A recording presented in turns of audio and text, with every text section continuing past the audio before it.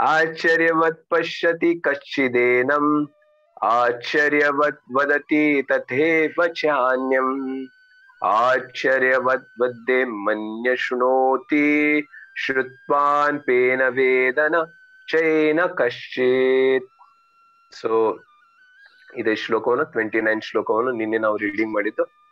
So ನಿನ್ನೆ ಭಗವಂತ ಈತನಲ್ಲಿ ನಿನ್ನೆ ನಾವು ಡಿಸ್ಕಷನ್ ಮಾಡಿದಂತ ಪಾಯಿಂಟ್ ಏನಿತ್ತು, ಸೊ ಭಗವಂತ ಇಲ್ಲಿ ಹೇಳ್ತಾ ಇದ್ದಾನೋ ಹೆಂಗೆ ಜನರು ಈ ಆತ್ಮನ್ ಬಗ್ಗೆ ಹೆಂಗ್ ವಿಚಾರ ಮಾಡ್ತಾರೋ. ಆಶ್ಚರ್ಯವತ್ ಪಶ್ಯತಿ. Some people who are inclined to hear about the soul may be attending lectures in good association, but sometimes owing to ignorance they are misguided by accepting of the super soul and the atomic soul as one without distinction of magnitude. It is very difficult to find a man who perfectly understands the position of the soul, the super soul, the atomic soul, their respective function, relationships, and all other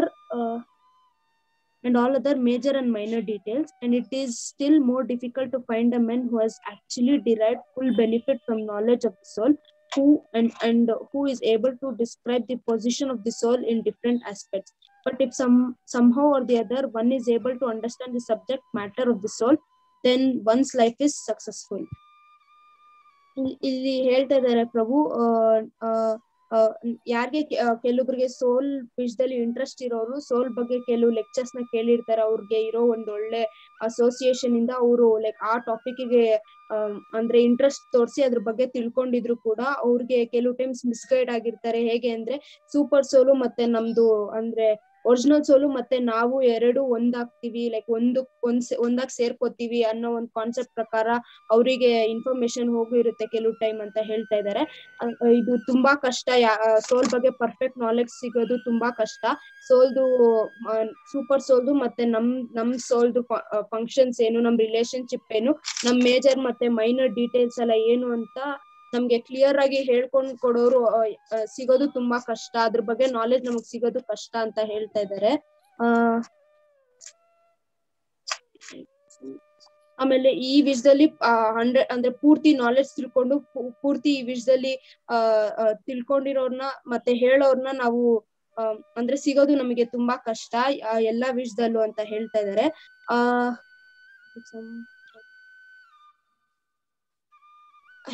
ಹೇಗೋ ಒಂದು ನಾವು ಸೋಲ್ ಬಗ್ಗೆ 100% knowledge clean ಆಗಿ ಅದ್ರ relationship ಏನು ಅನ್ನೋದನ್ನ ನಾವು super ಸೋಲ್ ಜೊತೆ ತಿಳ್ಕೊಂಡು ಅರ್ಥ ಮಾಡ್ಕೊಂಡ್ರೆ ನಮ್ ಲೈಫ್ ಸಕ್ಸಸ್ಫುಲ್ ಆಗುತ್ತೆ ಅಂತ ಹೇಳ್ತಾ ಇದ್ದಾರೆ.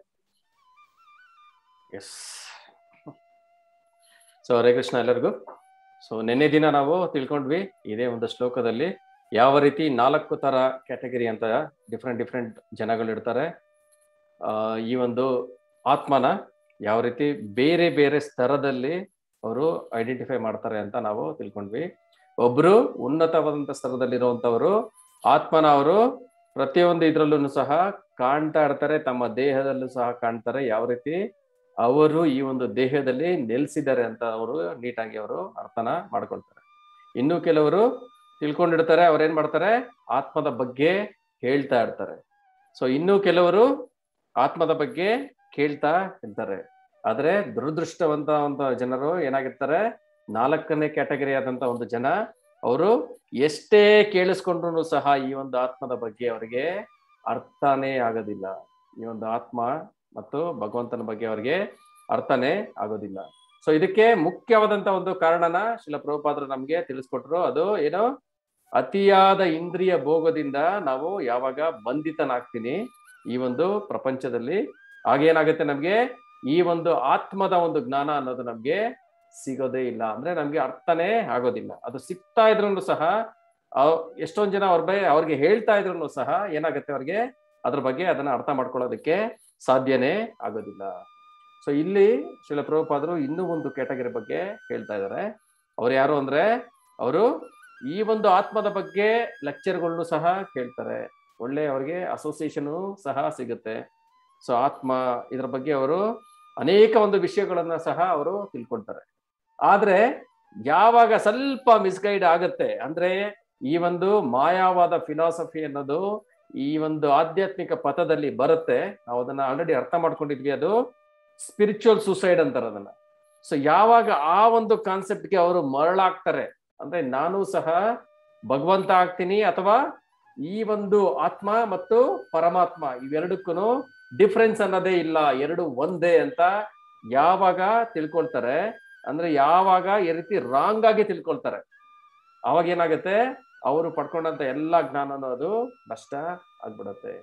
ನಷ್ಟ ಆಗೋದಷ್ಟೇ ಅಲ್ಲ, ಇಲ್ಲಿ ಅನೇಕ ಆಚಾರ್ಯರು ಅನೇಕ ವಿಧದಲ್ಲಿ ಇದ್ರ ಬಗ್ಗೆ ಎಚ್ಚರಿಕೆ ಕೊಡ್ತಾರೆ. ಒಂದು, ನೀನು ತಿಳ್ಕೊಂಡು ಇಲ್ದೇ ಇದ್ರನೆ ಒಳ್ಳೇದಾಗ್ಬಿಡತ್ತೆ.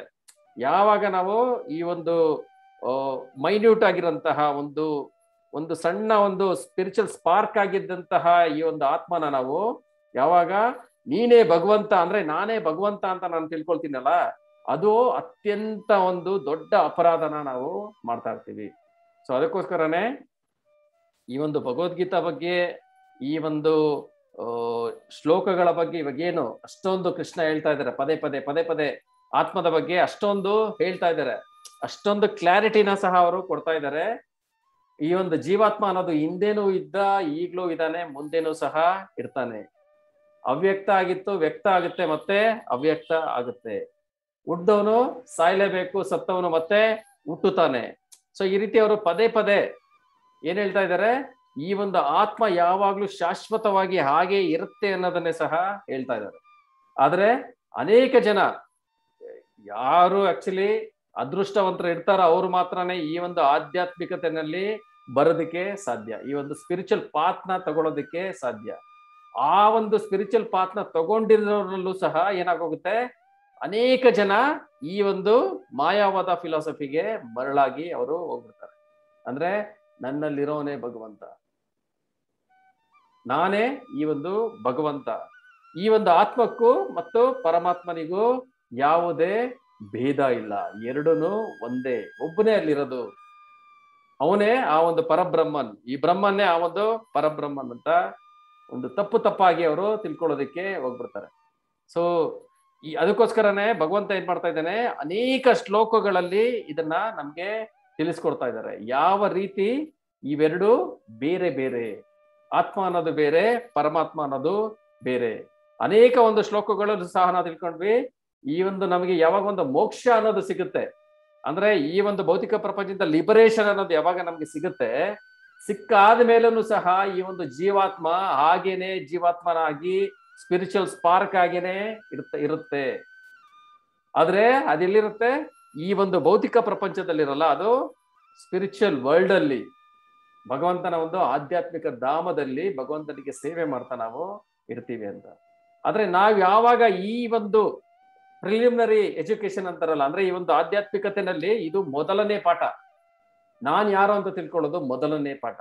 ಯಾವಾಗ ಈ ಒಂದು ಮೊದಲನೇ ಪಾಠದಲ್ಲೇ ನಾನು ತಪ್ಪು ಮಾಡ್ಬಿಡ್ತೀನಿ, ಈ ಒಂದು ಆತ್ಮ ಮತ್ತು ಪರಮಾತ್ಮ ಅದಕ್ಕೆ ಯಾವುದೇ ಒಂದು ಡಿಫ್ರೆನ್ಸ್ ಇಲ್ಲ, ಎರಡು ಒಂದೇ ಅಂತ ಯಾವಾಗ ನಾನು ತಿಳ್ಕೊಂಡ್ಬಿಡ್ತೀನಿ, ಆವಾಗ ಏನಾಗುತ್ತೆ, ಎಂಟೈರ್ ಒಂದು ಸ್ಪಿರಿಚುವಲ್ ಅವ್ರು ಏನೊಂದು ನೆಕ್ಸ್ಟ್ ಅವ್ರು ಕಂಟಿನ್ಯೂ ಮಾಡ್ತಾರಲ್ಲ, ಅದೆಲ್ಲಾನು ಕಂಪ್ಲೀಟ್ ಆಗಿ ರಾಂಗ್ ಆಗಿ ಹೋಗ್ಬಿಡತ್ತೆ.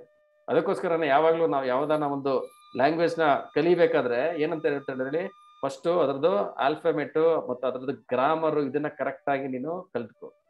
ಯಾವಾಗ ನೀನು ಗ್ರಾಮರ್ನ ಕರೆಕ್ಟ್ ಆಗಿ ಕಲ್ತ್ಕೊಳ್ತೀಯ, ಮುಂದೆ ಏನ್ ಮಾಡ್ಬೋದು, ನೀನು ಚೆನ್ನಾಗಿ ಆ ಒಂದು ಭಾಷೆನ ಕಲಿಬಹುದು, ಚೆನ್ನಾಗಿ ಆ ಭಾಷೆನಲ್ಲಿ ನೀನು ಬರಿಬಹುದು.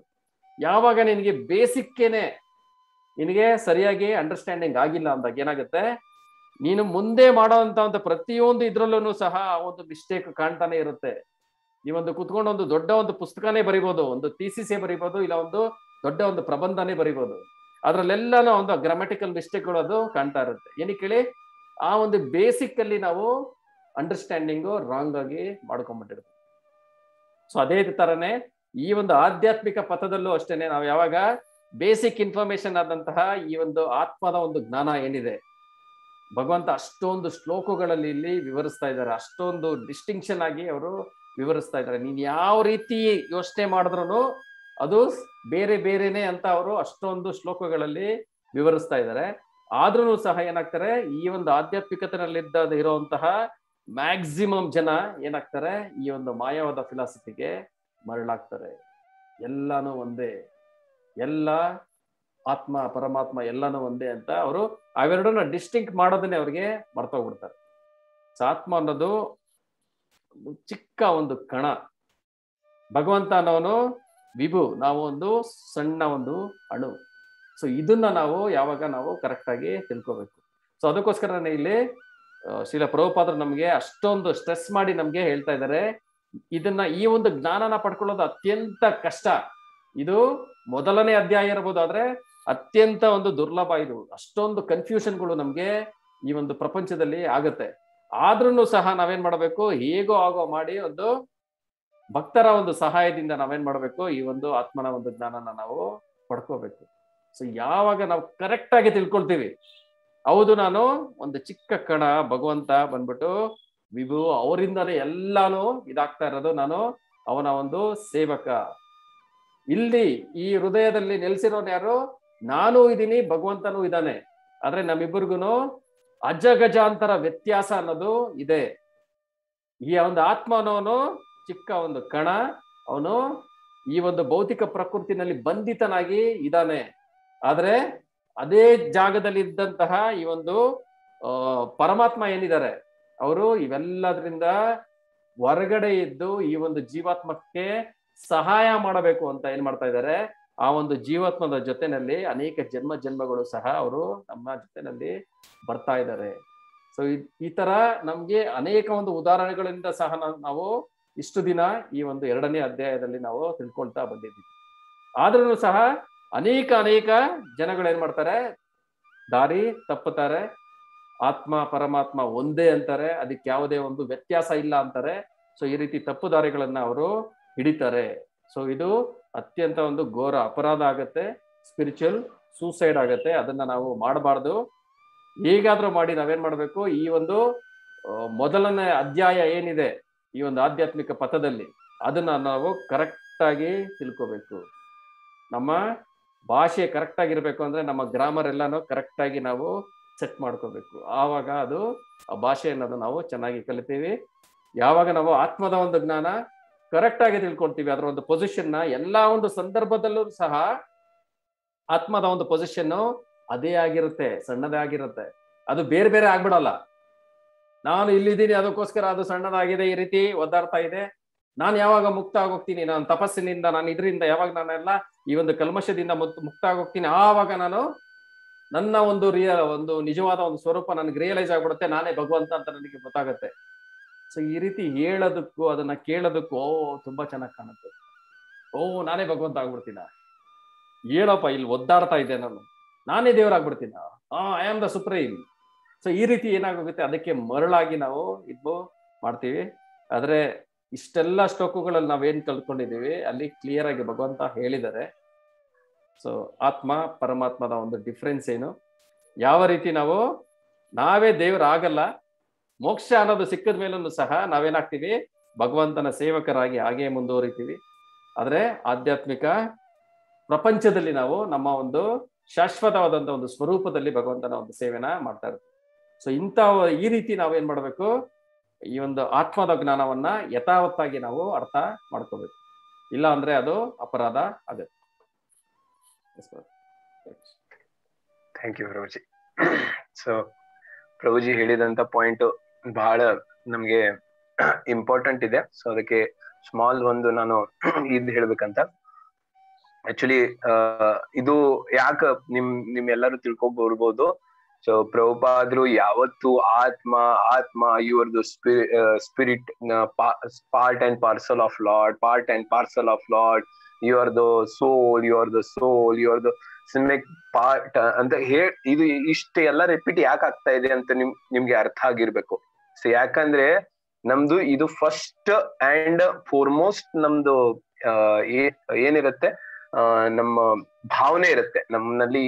ಒಂದು ಏನದು ಬಾಸ್ ಆಗುವಂತ ಒಂದು ನಾನೇ ಒಡೆಯ, ಇಲ್ಲಾಂದ್ರೆ ನಾನೇ ಭಗವಂತ ಅಂತ ಭಾವನೆ ಮಾಡುವಂತ ಈ ಭಾವನೆ ನಮ್ಮಲ್ಲಿ ಜನ್ಮನಿಂದ ಅಂದ್ರೆ ಭಗವಂತನ ಧಾಮನಿಂದ ಬಂದಿದ್ರಿಂದ ಅದು ಭಾವನೆ ಇದೆ. ಯಾವಾಗ ನಾವು ಭಗವಂತನ ಧಾಮ ಬಿಟ್ಟಿದೆ ಯಾಕಂದ್ರೆ ನಾನೇ ಭಗವಂತ ಆಗ್ಬೇಕಂತ. ಸೊ ದಟ್ ಈಸ್ ಭಗವಂತ ಅಂದ್ರೆ ಎಂಜಾಯರ್. ಸೊ ಎಂಜಾಯರ್ ಆಗುವಂತ ಆ ಪ್ರವೃತ್ತಿ ಇದೆಯಲ್ಲ, ಸೊ ಅದು ಏನಿದೆ ಸ್ಥೂಲ ಭಾವನಲ್ಲಿ ನಮ್ಮ ಒಳಗಿದೆ, ಅದು ಒಳಗೆ ಇರುತ್ತೆ. ಸೊ ಯಾರಾದ್ರೂ ಅದು ಒಳಗಿರದೆ ಅಲ್ಲ, ಸೊ ಸೊ ಅದಕ್ಕೆ ಯಾರಾದ್ರೂ ತುಪ್ಪ ಸುರಿದ್ರೆ ಸ್ವಲ್ಪ ಕರೆಕ್ಟ್, ನೀನ್ ಕರೆಕ್ಟ್ ಆಗಿದ್ಯಾ, ನೀನೇ ಭಗವಂತ, ನೀನ್ ಸ್ಪಿರಿಚುವಲ್, ನಿನ್ಗೆ ಈಗ ಸ್ವಲ್ಪ ಮಾಯನಲ್ಲಿ ಇದೆಯಾ ಅಷ್ಟೇ, ಜಸ್ಟ್ ಕವರಿಂಗ್ ಕ್ಲಿಯರ್ ಮಾಡು, ನೀನ್ ಭಗವಂತ ಆಗ್ಬಿಡ್ತೀಯ ಧಡಲ್ಲ ಅಂತ, ಪ್ರಕಟ ಆಗ್ಬಿಡ್ತೀಯ, ನೀನ್ ಭಗವಂತ ಆಗ್ಬಿಡ್ತೀಯ ಅಂತ. ಸೊ ಹಿಂಗೆಲ್ಲ ನಮ್ಗೆ ತುಪ್ಪ ಸುರಿದ್ರೆ ನಮ್ದು ಆ ಭಾವನೆಯನ್ನು ಏನಾಗತ್ತೆ ಮತ್ತೆ ಜಾಗೃತವಾಗುತ್ತೆ. ಸೊ ಏನಾಗ್ತೀವಿ, ನಾವು ಸ್ಪಿರಿಚುವಲ್ ಪಾತ್ ನಿಂದ ಡಿವೇಟ್ ಆಗ್ಬಿಡ್ತೀವಿ. ಸೊ ಏನಂತಾರಲ್ಲ, ಒಂದು ಪಾತ್ ನಿಂದ ಇನ್ನೊಂದು ಪಾತ್ಗೆ ಹೋಗ್ಬಿಡ್ತೀವಿ. ಸೊ ಅದಕ್ಕೆ ಪ್ರಭುಪಾದರು ಇಲ್ಲಾಂದ್ರೆ ನಮ್ಮ ಆಚಾರ್ಯಗಳು first point, you are not super soul, you are the soul ಅಂತ ಹೇಳ್ತಾರೆ. You are not super soul. Actually ಇದು ಸೂಪರ್ ಸೋಲ್ ಇದು ಡಿಫ್ರೆನ್ಶಿಯೇಟ್ ನಾನು ಇಸ್ಕಾನ್ ನಲ್ಲಿ ಬಂದಾಗೆ ಅಷ್ಟೇ ತಿಳಿದಿದ್ದು. ನನಗೆ ಅಷ್ಟೇ ಗೊತ್ತಿತ್ತು ಆತ್ಮ ಅಂತ. ನನಗೆ ಈ ಪರಮಾತ್ಮ, ಆತ್ಮ ಇವೆಲ್ಲ ಡಿಫ್ರೆನ್ಶಿಯೇಟ್ ಗೊತ್ತಿದ್ದಿಲ್ಲ. ಆದ್ರೆ ಕರೆಕ್ಟ್ ಆಗಿ ನಾಲೆಜ್ ಕೊಟ್ಟಿದ್ದು ಇಸ್ಕಾನ್ ನಲ್ಲಿ ಬಂತು ನಮ್ಗೆ. ಪರಮಾತ್ಮ ಇಸ್ ಅಪ್ಪ ಸ್ವಲ್ಪ ದೊಡ್ಡವನು ಅಂತ, ನಾನು ಆತ್ಮ ಚಿಕ್ಕ ಗೊತ್ತಾಯ್ತು. ಇದು ನಾಲೆಜ್ ಬಂದಿದ್ದು ಇಲ್ಲಿ ಬಂತು. ಸೊ ಇದು this is very cricket point. So ಏನಂತಾರಲ್ಲ, ಸೊ ಯಾರದಾರ್ದು ಏನಂತದ್ದು ದುಕ್ತಿ ನತ್ ಬಲತ್ತೋ ಎಲ್ಲಕ್ಕಿಂತ ಏನದು ನೋವು ಇರುವಂತ ಪಾಯಿಂಟ್ ಯಾರಾದ್ರೂ ಹಿಡಿದ್ ಬಿಟ್ರೆ ಅದು ಜಾಸ್ತಿ ನರಳ್ತೀವಿ ನಾವು. ಸೊ ಅದೇ ತರ ನಮ್ದು ಇದು ಎಲ್ಲಕ್ಕಿಂತ ವೀಕೆಸ್ಟ್ ಪಾಯಿಂಟ್ ಇದು ನಮ್ದು. ಈ ವೀಕೆಸ್ಟ್ ಪಾಯಿಂಟ್ ನಲ್ಲಿ ಯಾರಾದ್ರೂ ಹಿಡಿದ್ ಬಿಟ್ರೆ ಆಕ್ಚುಲಿ ನಾವ್ ನೋಡಿ ಎಲ್ಲ ಯಾವ್ದು ರೀತಿನಿಂದ ನಮ್ಗೆ ಬಾಸ್ ಅಂದ್ರೆ ನಾನು ಭಗವಂತ ಆಗುವಂತ ನಾವು ಇಲ್ಲೇ ಪ್ರಯತ್ನನೇ ಪಡ್ತಾ ಇದೀವಿ. ಇಲ್ಲೇ ನಾವು ಪ್ರಯತ್ನ ಪಡೋದೇನೋ ನಾನು ಭಗವಂತ ಆಗುವಂತ ಪ್ರಯತ್ನ. ಇಲ್ಲೇ ಈ ಭೌತಿಕ ಜಗತ್ನಲ್ಲಿ ಬಂದು ನಾವು ಪ್ರಯತ್ನ ಪಡೋದೇನೋ ನಾನು ಭಗವಂತ ಆಗುವಂತ ಪ್ರಯತ್ನ ಪಡೋದು. ಸೊ ಇದು ಪ್ರೊಪೆನ್ಸಿಟಿ ನಮ್ಮಲ್ಲಿ ಇದೆ ಅದು. ಸೊ ಅವಾಗ ಯಾರಾದ್ರೂ ಗುರುಗಳು ಇಲ್ಲಾಂದ್ರೆ ಆಧ್ಯಾತ್ಮಿಕ ಇತರನಿಂದ ಬಂದಿದವರು ಆತನಲ್ಲಿ ಸ್ವಲ್ಪ ಬಂದು ತುಪ್ಪ ಸುರಿದ್ರೆ ಏನಾಗುತ್ತೆ, ಮತ್ತೆ ಉರಿಯಕ್ ಸ್ಟಾರ್ಟ್ ಆಗುತ್ತೆ. ಅದು ದಡ ಅಂತ ಉರಿಯಕ್ ಸ್ಟಾರ್ಟ್. ಸೊ ಅದಕ್ಕೆ ಪ್ರಭುಪಾದ್ ಹೇಳ್ತಾರೆ, this is very wrong, this most starting point ಅಂತ. ಸೊ ಅದಕ್ಕೆ ನಮ್ಗೆ ಫಸ್ಟ್ ನಿಂದನೇ ಈ ಸೆಕೆಂಡ್ ಚಾಪ್ಟರ್ ಅಧ್ಯಾಯದಿಂದ ಜ್ಞಾನ ಕೊಡೋಕ್ ಸ್ಟಾರ್ಟ್ ಮಾಡೋಕ್ ಮುಂಚೆನೆ ಪ್ರಭುಪಾದ್ ಹೇಳ್ಬಿಡ್ತಾರೆ, so you are the spirit soul, you are part and parcel of Lord ಅಂತ. You can understand this much ಅಂತ. ಇಷ್ಟು ಸ್ಪಿರಿಚುವಲ್ ಜ್ಞಾನ ನಿಮ್ ಕಡೆ ಇರ್ಬೇಕಂತ. ಸೊ ಹರೇ ಕೃಷ್ಣ. ಸೊ ಮುಂದೆ ಹೋಗೋಣ, ನಾವು ಮುಂದಿನ ಪಾಯಿಂಟ್ ಡಿಸ್ಕಷನ್ ಮಾಡೋಣ. ಯಾರು ಓದ್ತೀರಾ ಮುಂದಿನ ಪಾಯಿಂಟ್? ಓದ್ಲಾ ಪ್ರಭು? ಹಾ. The easiest process for understanding the subject matter of self, however, is to accept the statements of the Bhagavad Gita spoken by the greatest authority, Lord Krishna, without being deviated by other theories. But it also requires a great deal of penance and sacrifice, either in this life or in the previous ones. Before one is able to accept Krishna as the Supreme Personality of Godhead, Krishna can, however, be known as such by the causeless mercy of the pure devotee and by no other way. Easiest way ಆಗಿ ನಾವು ಹೆಂಗೆ ಒಂದು ಸೋಲ್ ಬಗ್ಗೆ ತಿಳ್ಕೊಬಹುದು ಅಂದ್ರೆ clean ಆಗಿ direct ಆಗಿ ಕೃಷ್ಣ ಕೊಟ್ಟಿರೋ ಭಗವದ್ಗೀತಾ ಅಲ್ಲಿ ಕೊಟ್ಟಿರೋ ಇನ್ಸ್ಟ್ರಕ್ಷನ್ ನ ಫಾಲೋ ಮಾಡ್ಬೇಕು. ಬೇರೆ ಯಾವ್ದು ಥಿಯರಿನ ಕೇಳ್ಬಾರ್ದು, ಮತ್ತೆ ಅದನ್ನ ಅಂದ್ರೆ ತಲೆಗೆ ಹಾಕೊಂಬಾರ್ದು. ಆದ್ರೆ ನಾವು ಕೃಷ್ಣನ ಸುಪ್ರೀಂ ಪರ್ಸನಾಲಿಟಿ ಆಫ್ ಗಾಡ್ ಅಂತ ಅಕ್ಸೆಪ್ಟ್ ಮಾಡಕ್ಕೆ ತುಂಬಾ ಕಷ್ಟ. ನಾವು ತುಂಬಾ ಅದಕ್ಕೆ ತಪಸ್ ಮಾಡಿರ್ಬೇಕು, ಮತ್ತೆ ತುಂಬಾ ಪುಣ್ಯ ಮಾಡಿದ್ರೆ ಮಾತ್ರ ಅದು ಆಗುತ್ತೆ. ಆದ್ರೆ ಯಾವಾಗ ಒಂದು ಡಿವೋಟಿನ್ ಮರ್ಸಿ ನಮಗ್ ಸಿಗುತ್ತೆ, ಪ್ಯೂರ್ ಡಿವೋಟಿ ಮರ್ಸಿ ನಮಗ್ ಸಿಗುತ್ತೆ, ಆಗ ಕ್ಲೀನ್ ಆಗಿ ನಾವು ಕೃಷ್ಣನ ಸುಪ್ರೀಂ ಪರ್ಸನಾಲಿಟಿ ಆಫ್ ಗಾಡ್ ಅಂತ ಅರ್ಥ ಮಾಡ್ಕೋಬಹುದು ಅಂತ ಹೇಳ್ತಾ ಇದ್ದಾರೆ ಪ್ರಭು. Thank you. ಸೊ ಇಲ್ಲಿ ಆಕ್ಚುಲಿ ಇಲ್ಲಿ ಬಹಳ ಪ್ರಭುಪಾದ್ ಬಹಳ ಇಂಪಾರ್ಟೆಂಟ್ ಪಾಯಿಂಟ್ ಹೇಳ್ತಾ ಇದ್ರು. ಸೊ ನಾನು ಒಂದ್ ಕಡೆ ಏನ್ ಕೇಳಿದೆ, ಸೊ ಆಕ್ಚುಲಿ ಎಲ್ಲರೂ ವಿಚಾರ ಮಾಡ್ತಾರೆ ಒಂದು ಒಳ್ಳೆ ಗುರು ಸಿಕ್ಕಿದ್ರೆ ಸಾಕು ಅಂತ. ಸೊ ಒಳ್ಳೆ ಗುರು ಸಿಕ್ಕಿದ್ರೆ ಬಹಳ ಪುಣ್ಯದ ಫಲ. ಇಲ್ಲಿ ಆಕ್ಚುಲಿ ಹಿಂದಿನ ತಾತ್ಪರ್ಯನಲ್ಲಿ ಹೇಳ್ತಾ ಇದ್ರು ಅದು. ಸೊ ಮೋಸ್ಟ್ ಅಂದ್ರೆ ವ್ಯಾಲ್ಯೂಬಲ್ ಅಂದ್ರೆ ಏನೋ, ಯಾರಿಗೆ ಏನಾದ್ರು ಕರೆಕ್ಟ್ ಆಗಿ ದಾರಿ ತೋರ್ಸವ್ರು ಸಿಕ್ಕಿದ್ರು ಅದು ಬಹಳ ಪುಣ್ಯದ ಕೆಲಸ ಅಂತ. ಸೊ ನೀವು ಎಲ್ಲಾದ್ರೂ ಹೋಗ್ತಾ ಇದ್ದಿದ್ರೆ, ಸೊ ನಿಮ್ಗೆ ಏನು ಗೊತ್ತಿಲ್ಲ, ಮ್ಯಾಪ್ ಬೀಪ್ ಏನಿಲ್ಲ, ನಿಮ್ ಕಡೆ ಏನು ಇಲ್ಲ. ಸೊ ಯಾರ ಕಡೆ ಹೋಗಿ ನೀವು ಕೇಳ್ತೀರಾ, ಸರ್ ಇದು ರೋಡ್ ಎಲ್ಲಿ ಹೋಗುತ್ತೆ ಅಂತ. ಸೊ ಅವನು ತಪ್ಪಾಗಿ ನಿಮ್ಗೆ ರೋಡ್ ಹೇಳ್ಬಿಟ್ರೆ ಅವನಲ್ಲಿ ಬಿಲೀವ್ ಮಾಡಿ, ಯಾಕಂದ್ರೆ ನಿಮ್ಗೂ ಗೊತ್ತಿಲ್ಲ. ಸೊ ನೀವೇನ್ ಮಾಡ್ತೀರಾ, ಅವ್ರಿಗೆ ಬಿಲೀವ್ ಮಾಡಿ ಅವ್ನ್ ರೋಡ್ ಹೇಳಿದಂತ ರೋಡ್ ನಲ್ಲಿ ನೀವು ನಡೀತೀರಾ. ಏನಾಗತ್ತೆ, ಸೊ ನೀವು ಅವನು ತಪ್ಪಾಗಿ ನಿಮ್ ದಾರಿ ಹೇಳಿದ್ರೆ ನೀವು ಅದೇ ಬಾವಿನಲ್ಲಿ ಹೋಗಿ ಬಿಡ್ತೀರಾ. ಅವನು ಹೇಳಿದಂತ ಬಾವಿನಲ್ಲೇ ಹೋಗ್ಬಿಡ್ತೀರಾ. So what is a most important thing is, correct guidance ಅಂದ್ರೆ ಕರೆಕ್ಟ್ ನಮ್ಗೆ ಪಾತ್ ತೋರಿಸೋರು ಸಿಗ್ಬೇಕು, ಅಂದ್ರೆ ಕರೆಕ್ಟ್ ಗುರು ಸಿಗ್ಬೇಕು. This is the most important thing. So ನಾನು ಒಂದು ಕಡೆ ಕೇಳಿದೆ, ಸೊ ಗುರು ಸಿಗೋದು ಬಹಳ ಇಂಪಾರ್ಟೆಂಟ್. ಬಹಳ ಜನರು ಈ ಜಗತ್ನಲ್ಲಿ ಎಲ್ಲಾರು ಗುರು ಮಾಡ್ಕೊಂಡಿದ್ದಾರೆ, ಎಲ್ಲಾರು ಒಂದೊಂದೊಂದೊಂದು ಗುರು ಮಾಡಿದ್ರು. ಒಂದು ಫಿಲ್ಮ್ ಸ್ಟಾರ್ ಗುರು ಇದಾರು, ಒಂದು 5 ಸ್ಟಾರ್ ಗುರು ಇದಾರು, ಎಲ್ಲಾರು ಒಂದೊಂದು ಗುರುಗಳು. ಒಬ್ಬೊಬ್ರು ದುಡ್ಡುಗಳು, ಅಂದ್ರೆ ನಾನು ದುಡ್ಡು ಕೊಡ್ತೀನಿ ಪ್ರಭು, ಅವರು ನನ್ನ ಸಲುವಾಗಿ ಎಲ್ಲ ಮಾಡ್ಬಿಡ್ತಾರೆ ಅಂದ್ರೆ ಮನಿ ಗುರು. ಸೊ ಮರ್ಸಿ ಗುರು ಅಂದ್ರೆ ಜಸ್ಟ್ ಆಶೀರ್ವಾದ ಕೊಡ್ತಾರೋ, ನೀನ್ ಜಸ್ಟ್ ದುಡ್ಡು ಕೊಡ್ತಾ ಇರೋ, ನಾನು ಆಶೀರ್ವಾದ, ನೀನ್ ಏನ್ ಮಾಡೋದು ಅವಶ್ಯಕತೆ, ಆಶೀರ್ವಾದ ಗುರು. ಸೊ ಎಂತ ಬಹಳಷ್ಟು ಗುರುಗಳು ನಮ್ಗೆ ಈ ತರನಲ್ಲಿ ಸಿಗ್ತಾ ಇರ್ತಾರೋ. ಸೊ ಆದ್ರೆ ಕರೆಕ್ಟ್ ಬೋನಾಫೈಡ್ ಅಂದ್ರೆ ಒಳ್ಳೆ ಅಥೆಂಟಿಕ್ ಗುರು ಸಿಗ್ಬೇಕಂದ್ರೆ there are so many penances has to do. ಅಂದ್ರೆ ಅಂಥ ಗುರು ಸಿಗ್ಬೇಕಂದ್ರೆ ಅಂಥ ಮನುಷ್ಯನು ಬಹಳಷ್ಟು ಪುಣ್ಯ ಕಾರ್ಯಗಳನ್ನು ಮತ್ತು ಬಹಳಷ್ಟು ತಪಸ್ಸೆಗಳನ್ನು ಮಾಡಿದ್ಮೇಲೆನೆ ಅಂಥ ಗುರು ಅವನಿಗೆ ಸಿಗಕ್ ಸಾಧ್ಯವಾಗುತ್ತೆ. ಇಲ್ಲ ಅಂದ್ರೆ ಇಂಪಾಸಿಬಲ್ ಟಾಸ್ಕ್. ಆಕ್ಚುಲಿ ನೀವು ವಿಚಾರ ಮಾಡೋದು, ಪ್ರಭು ಮತ್ತೆ ಇವ್ರಿಗೆಲ್ಲ ಜನರಿಗೆ ಸಿಕ್ಕಿದೆ ಅಲ್ಲ ಗುರುಗಳು ಅಂತ.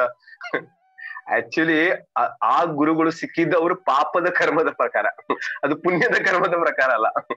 ಸೊ ಒಂದು ಪುಣ್ಯದ ಕರ್ಮ ಪ್ರಕಾರ ಒಳ್ಳೆ ಗುರು ಸಿಗುತ್ತಾರೋ, ಇನ್ನೊಂದು ಪಾಪದ ಫಲ ಪ್ರಕಾರ ಇಂಥ ಕೆಟ್ಟ ದಾರಿ ತೋರಿಸೋರು ಗುರುಗಳು ಸಿಗ್ತಾರೆ. ಸೊ ದಿಸ್ ಇಸ್ ವೆರಿ ಅಂದ್ರೆ ಇದು ಬಹಳ ಏನಂತಾರಲ್ಲ ಇಂಪಾರ್ಟೆಂಟ್ ಪಾಯಿಂಟ್ ಇದೆ.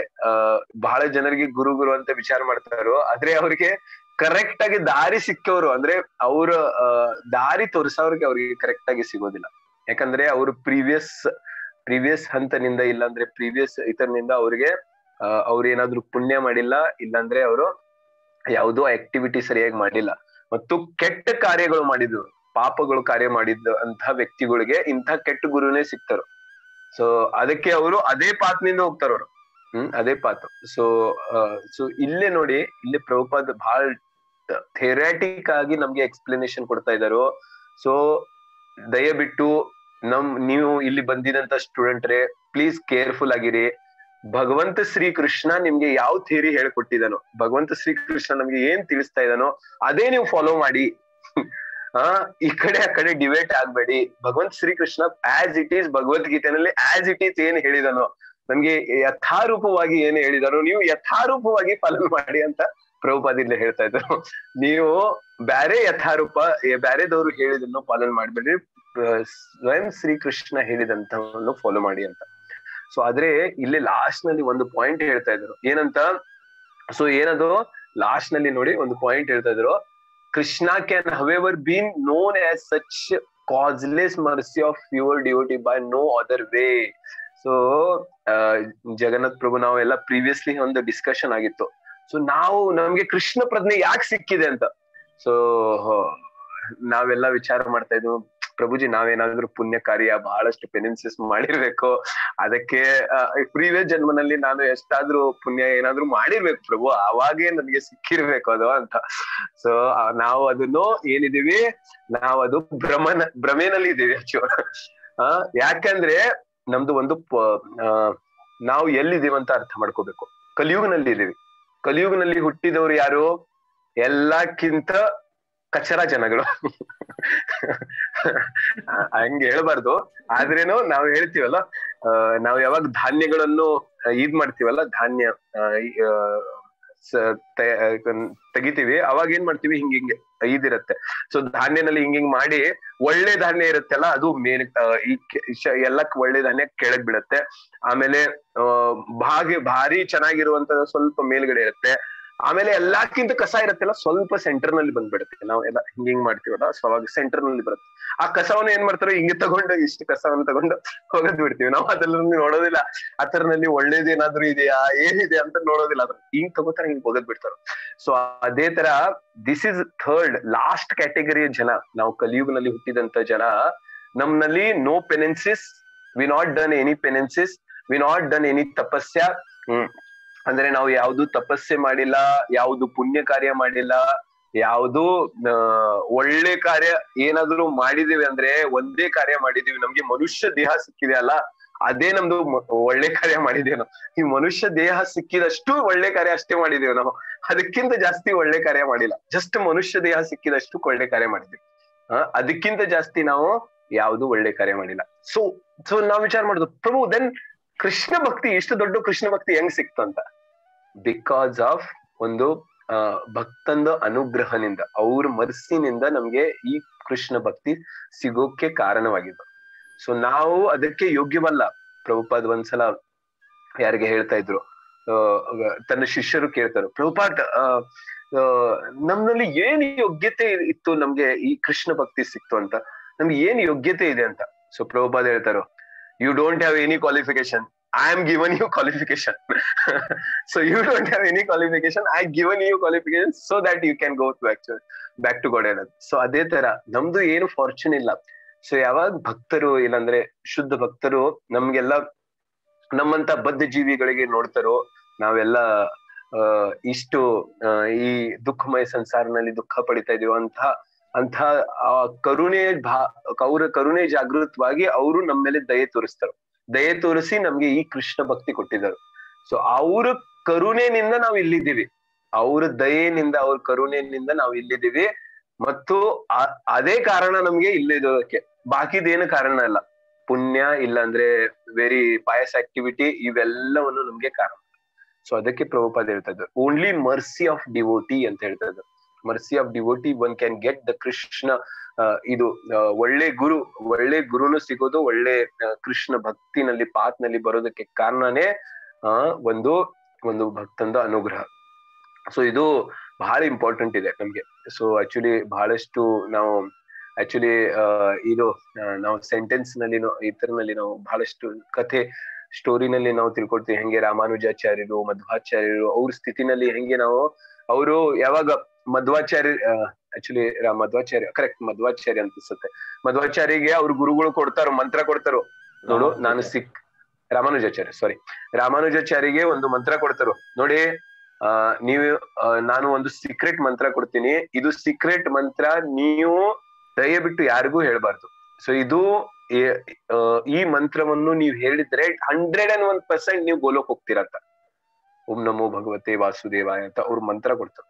ಸೊ ಓಕೆ, ಸೊ ರಾಮಾನುಜಾಚಾರ್ಯ ವಿಚಾರ ಮಾಡ್ತಾರೋ. ಸೊ ಗುರುಗೆ ಕೇಳ್ತಾರೋ, ಗುರುಗಳೇ ನಾನೇನಾದ್ರೂ ಈ ಮಂತ್ರ ಹೇಳಿದ್ರೆ, ಸೊ ನೀನೇ ಹೇಳಿದೆ ಅವ್ರ ಎಲ್ಲ ಪಾಪವನ್ನು ನೀನ್ ತಗೋಬೇಕು ಮತ್ತು ನೀನು ನರಕಕ್ಕೆ ಹೋಗ್ಬೇಕು, ಎಲ್ಲ ನರಕಕ್ಕೆ ಹೋಗ್ಬೇಕು.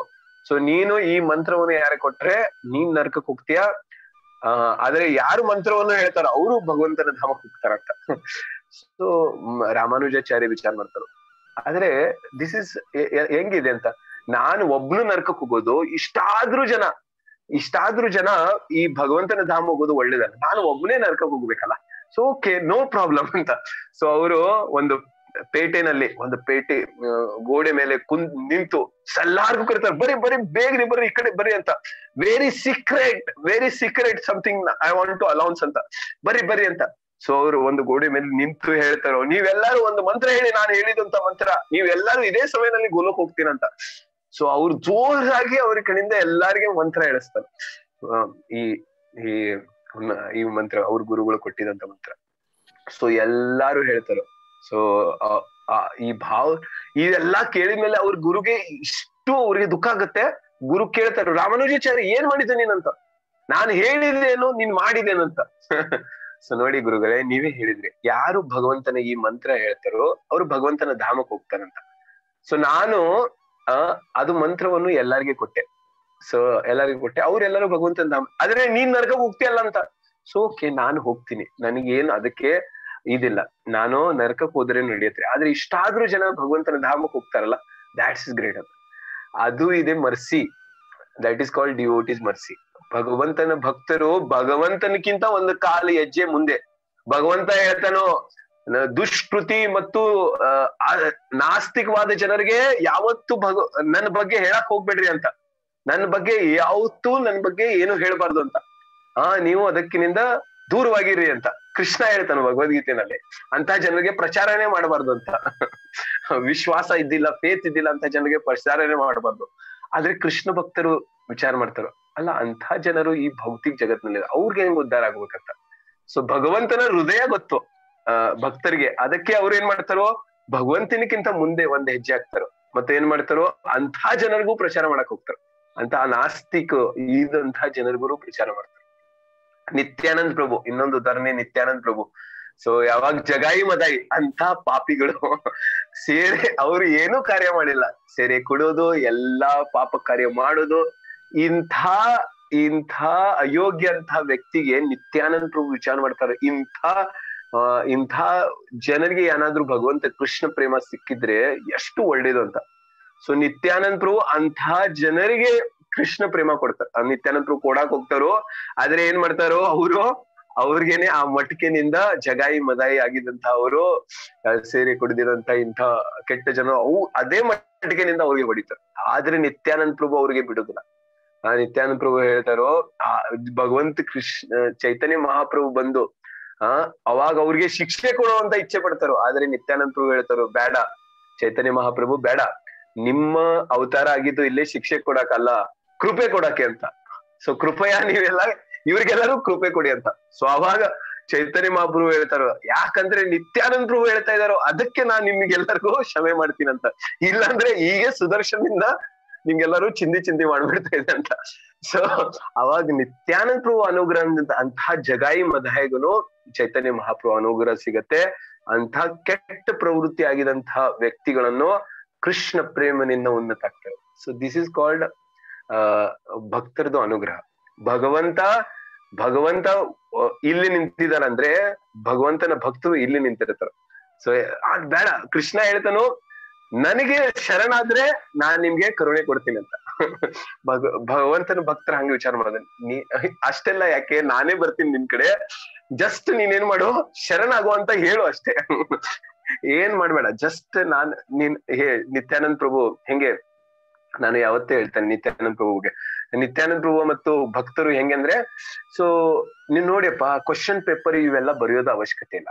ನೀವೇ ನಿಮ್ ಮನೆಯಲ್ಲಿರಿ, ನಾನು ಕ್ವಶನ್ ಪೇಪರ್ ಎಲ್ಲಾ ಬರಿತೀನಿ, ಎಲ್ಲವನ್ನು ನಾನೇ ಬರಿತೀನಿ. ಜಸ್ಟ್ ನೀವೇನ್ ಮಾಡ್ಬೇಕು, ಸಿಗ್ನೇಚರ್ ಮಾಡಿ, ಜಸ್ಟ್ ಬಂದು ಸಿಗ್ನೇಚರ್ ಮಾಡಿ, ಸಿಗ್ನೇಚರ್ ಅಷ್ಟೇ, ಜಸ್ಟ್ ಕೆರೀರಿ ಅಲ್ಲಿ ಸಿಗ್ನೇಚರ್. ಅಂದ್ರೆ ಅರ್ಥ ಏನೋ, ನೀವೇ ಮಾಡಿದೀರಿ ಅಂತ ಅರ್ಥ. ಅದು ನೀವೇ ಬರ್ದಿದ್ದೀರಾ, ಎಕ್ಸಾಮ್ ಎಲ್ಲವನ್ನು ನೀವೇ ಮಾಡಿದ್ದೀರಾ. ಪೇಪರ್ ಹೋದ್ರೆ ಚೆಕಿಂಗ್ ಆದ್ರೆ ನಿಮ್ದೇ ಮಾರ್ಕ್ಸ್ ಯಾರಿಗೂ ಬರುತ್ತೆ, ನಿಮ್ಗೆ ಬರುತ್ತೆ. ಆದ್ರೆ ಬರ್ದಿದ್ದವ್ರು ಯಾರು, ಮಹಾನ್ ಭಕ್ತರು. ಸೊ ಅದೇ ತರ ಅಂದ್ರೆ ಹೇಳೋದು ಉದ್ದೇಶ ಏನಂದ್ರೆ,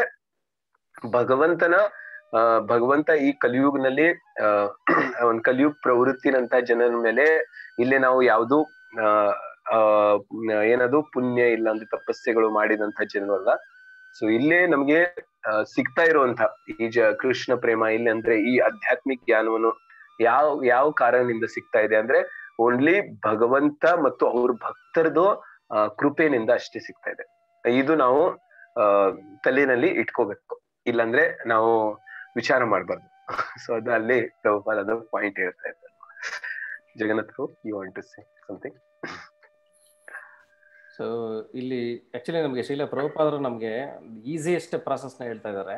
ಅಂದ್ರೆ ಈ ಒಂದು ಆತ್ಮನ ನಾನು ಯಾರು ಅಂತ ನನ್ನ ಬಗ್ಗೆ ನಾನು ತಿಳ್ಕೊಳ್ಳೋದಕ್ಕೆ ಒಂದು ಈಸಿಯೆಸ್ಟ್ ಪ್ರಾಸೆಸ್ ಏನ್ ಹೇಳಿ, ಭಗವದ್ಗೀತೆನಲ್ಲಿ ಏನಿದೆ ಅದನ್ನ ಡೈರೆಕ್ಟ್ ಆಗಿ ನಾವು ತಿಳ್ಕೊಳ್ಳೋದು. ಅಂದ್ರೆ ದೇವತಮ್ಮ ಪರಮ ಪುರುಷ ಕೃಷ್ಣನೇ ಬಂದ್ಬಿಟ್ಟು ಭಗವದ್ಗೀತೆದಲ್ಲಿ ಹೇಳ್ತಾ ಇದ್ದಾರೆ, ಎಲ್ಲಾ ಒಂದು ಶಾಸ್ತ್ರಗಳ ಒಂದು ಸಮ್ಮರಿ ಅದು.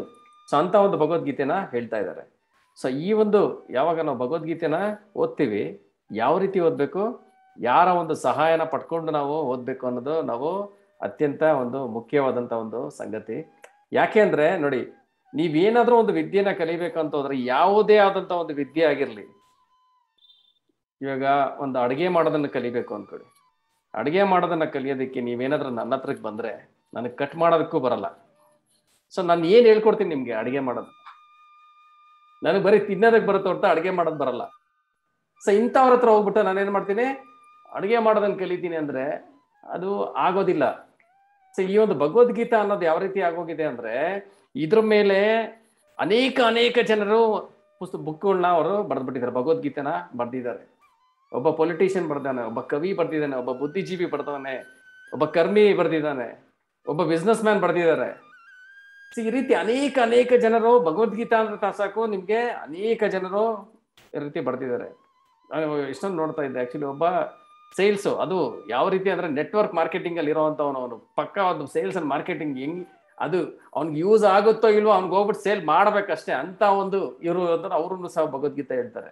ಸೊ ಭಗವದ್ಗೀತೆಯಲ್ಲಿ ಕೃಷ್ಣ ಭಗವದ್ಗೀತೆಯಲ್ಲಿ ಈ ತರ ಹೇಳಿದ್ದಾರೆ, ಏನೋ ಪ್ರಯತ್ನ ಮಾಡು, ಹಿಂಗ್ ಮಾಡು, ಅದು ನಿನ್ಗೆ ಅದು ಬರುತ್ತಾ ಇಲ್ವೋ ಅದನ್ನ ಯೋಚನೆ ಮಾಡೋದು ಬಿಟ್ಬಿಟ್ಟು ಫಸ್ಟ್ ನೀನ್ ಏನ್ ಮಾಡು, ಸೇಲ್ ಮಾಡು, ಸೇಲ್ ಮಾಡು, ಸೇಲ್ ಮಾಡು. ಈ ತರ ಏನ್ ಮಾಡ್ತಾರೆ ಜನಗಳು, ತಮ್ಮ ಒಂದು ಲಾಭಕ್ಕೋಸ್ಕರ ಅವರು ಅನೇಕ ರೀತಿ ಅದನ್ನ ಮಿಸ್ಇಂಟರ್ಪ್ರೆಟ್ ಅನ್ನೋದು ಮಾಡ್ಬಿಟ್ಟಿದ್ದಾರೆ. ಆದ್ರೆ ನಾವೆಲ್ಲರೂ ಅತ್ಯಂತ ಒಂದು ಅದೃಷ್ಟಶಾಲಿಗಳು. ಯಾಕೇಳಿ, ನಮಗೆ ಆಕ್ಚುಲಿ ಈ ಒಂದು ಭಗವದ್ಗೀತೆ ಒಂದು ಜ್ಞಾನ ಗುರು ಶಿಷ್ಯ ಪರಂಪರೆ ಮೂಲಕ ಒಂದು ಅಥೆಂಟಿಕ್ ಆಗಿರುವಂತ ಒಂದು ಸ್ಕೂಲಿಂದ ನಮ್ಗೆ ಸಿಗ್ತಾ ಇದೆ, ಒಂದು ಪರಂಪರೆಯಿಂದ ನಮ್ಗೆ ಸಿಗ್ತಾ ಇದೆ. ನಾವು ಇನ್ನ ಎಷ್ಟು ಇದು ಭಾಗ್ಯಶಾಲಿಗಳು ಅಂದ್ರೆ, ನೀವು ತಿಳ್ಕೊಬೋದು, ನಮ್ಮ ಒಂದು ಎಂಟೈರ್ ಫಿಲಾಸಫಿ ಬರ್ತಿದ್ಯಲ್ಲ, ಅದು ಆಕ್ಚುಲಿ ಈ ಒಂದು ಮಧ್ವಾಚಾರ್ಯರು, ರಾಮಾನುಜಾಚಾರ್ಯರು, ಇಂಥ ಒಂದು ದೊಡ್ಡ ದೊಡ್ಡ ಆಚಾರ್ಯರಿಂದ ಅದು ಬರ್ತಾ ಇರೋದು.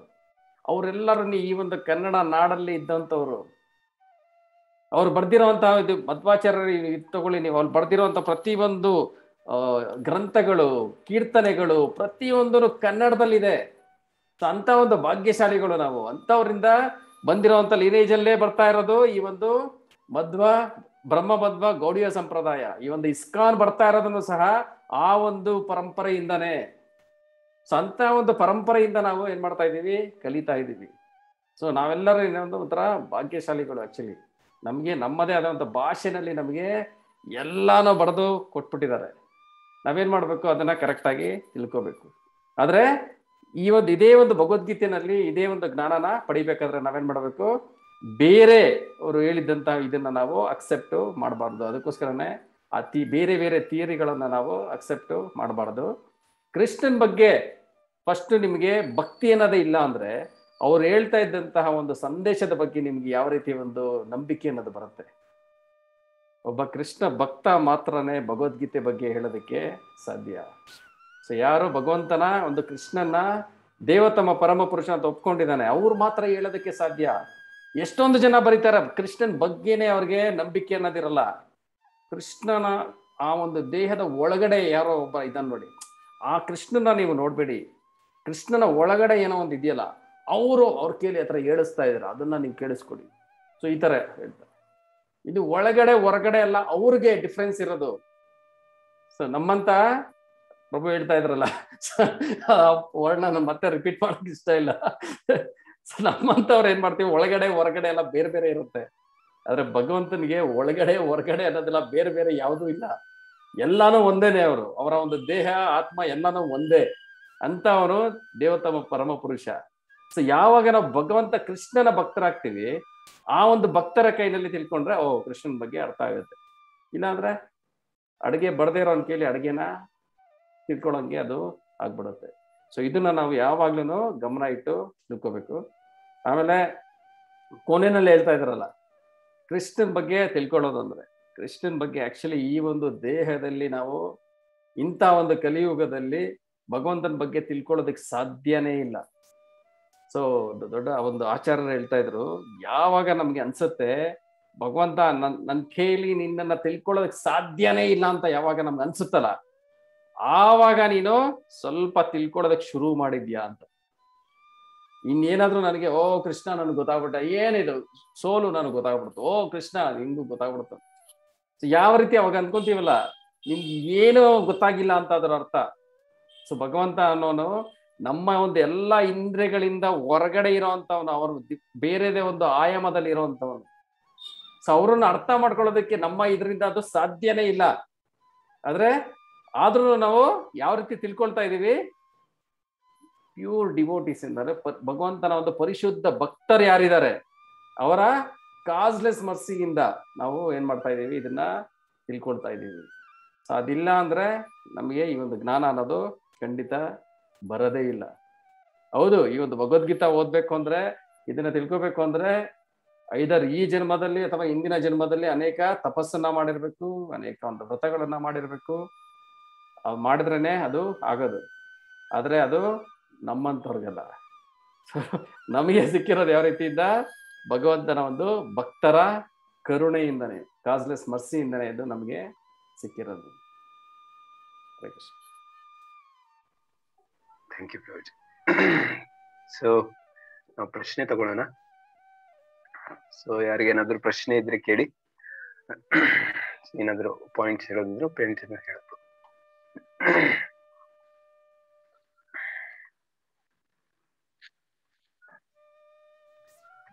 ನಿಮಗೆ ಪ್ರಶ್ನೆ ಇಲ್ಲ, ನನಗೆ ಒಂದು ಪ್ರಶ್ನೆ ಇದೆ. ಕಾಸ್ಲೆಸ್ ಮರ್ಸಿ ಅಂದ್ರೆ ಏನು? ಯಾರು ಹೇಳ್ತೀರಾ ಆನ್ಸರ್?